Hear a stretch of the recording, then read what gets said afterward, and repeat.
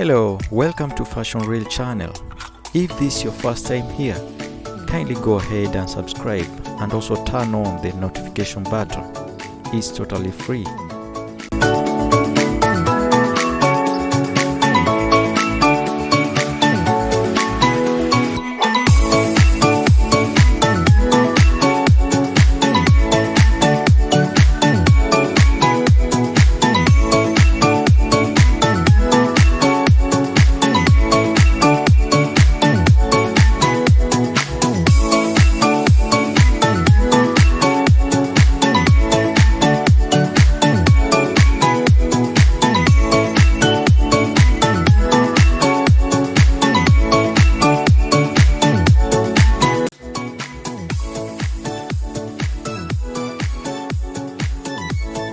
The popularity of Ankara is still at its highest point in 2022.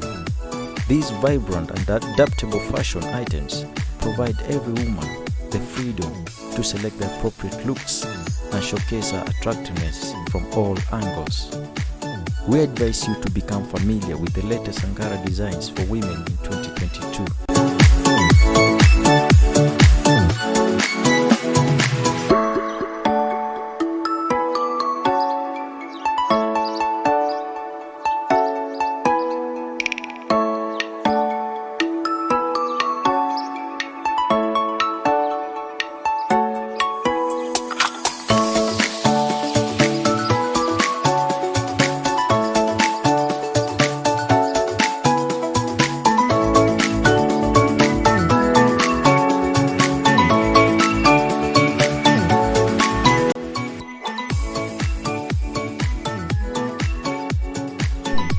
Choosing a vibrant Ankara gown in any shade of red, from scarlet to burgundy, will help you project the image of an elegant and self-assured lady.